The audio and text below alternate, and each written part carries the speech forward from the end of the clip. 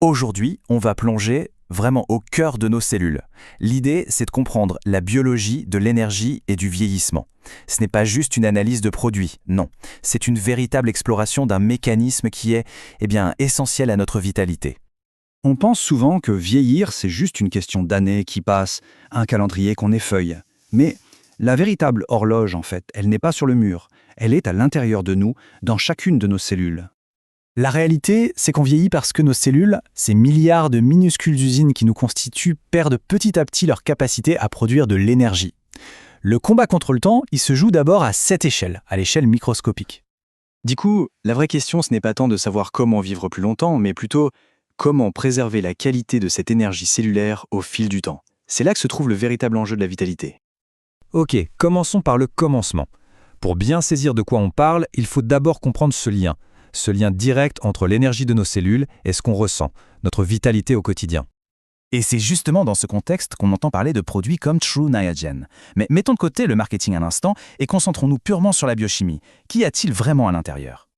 Alors, l'ingrédient actif, c'est le nicotinamide riboside, ou NR pour faire plus court. En fait, c'est une forme bien particulière de vitamine B3. Son seul et unique rôle, c'est de servir de brique de construction, de précurseur si vous voulez, pour une molécule absolument essentielle dont on va beaucoup parler, le NAD+. Et j'insiste vraiment sur ce point. Il n'y a rien de magique là-dedans. C'est de la biochimie, pure et simple. Un processus que notre corps connaît et utilise déjà. Comprendre ça, ça permet d'aborder le sujet de manière beaucoup plus objective. On arrive maintenant au cœur du sujet, au cœur scientifique de notre discussion, le NAD+. C'est la molécule clé dans toute cette histoire d'énergie cellulaire. Le NAD+, de son nom complet nicotinamide adénine dinucléotide, est une coenzyme vitale qu'on retrouve dans absolument toutes les cellules du corps.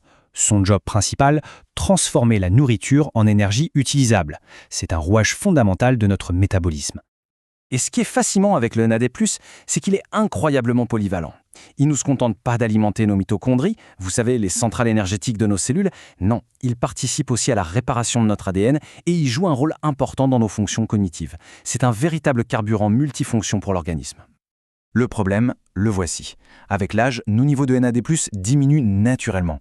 C'est un processus biologique bien documenté. Notre corps en produit moins, alors même que ses besoins de réparation, eux, augmentent. C'est un peu le paradoxe. Et cette baisse, ce n'est pas juste un chiffre sur un graphique. Ça se traduit par des choses très concrètes. Une fatigue qui s'installe, une récupération bien plus lente après un effort, et puis ce fameux brouillard mental, cette impression que la pensée est moins claire. Alors, comment ça marche concrètement ? Le processus est d'une logique implacable. Premièrement, le nicotinamide riboside, le NR, est ingéré. Deuxièmement, le corps s'en sert pour fabriquer plus de NAD+. Ensuite, ce NAD+, va alimenter les mitochondries, qui à leur tour produisent l'énergie dont la cellule a besoin. C'est une chaîne de production tout simplement.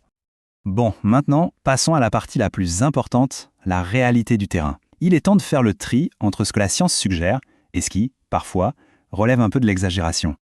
Il faut vraiment comprendre cette nuance. D'un côté, oui, le NR peut soutenir les niveaux d'énergie au quotidien, les processus de récupération ou la résistance au stress. Mais de l'autre côté, soyons très clairs, ça ne va pas inverser les vieillissements d'un coup de baguette magique et ça ne remplacera jamais une alimentation saine, un bon sommeil ou de l'exercice. Alors, pour qui est-ce que cet outil pourrait avoir du sens ? Eh bien, les sources évoquent plusieurs profils. Par exemple, les personnes de plus de 35 ou 40 ans. Celles qui ressentent une fatigue chronique, celles qui ont une charge mentale ou professionnelle très élevée, ou encore les sportifs qui cherchent à optimiser leur récupération. Et on arrive à la dernière partie qui est un peu la conclusion philosophique de tout ça. Il s'agit de remettre les choses dans leur juste contexte. C'est une phrase qu'il faut retenir. Les compléments ne corrigent pas un mode de vie déséquilibré. Soit ils l'accompagnent, soit ils sont inutiles. C'est une règle d'or. Il faut voir un complément comme un outil, rien de plus. Et un outil n'est utile que si les fondations sont solides. Si l'alimentation, le sommeil, l'activité physique ne sont pas là, l'outil, aussi bon soit-il, ne servira à rien. Finalement, ça nous laisse avec cette question. Est-ce que le but réel, c'est de vivre plus longtemps à tout prix ? Ou est-ce que c'est de préserver notre énergie, notre lucidité, tout au long du chemin ? La réponse, je crois, change complètement la perspective. Merci de votre attention.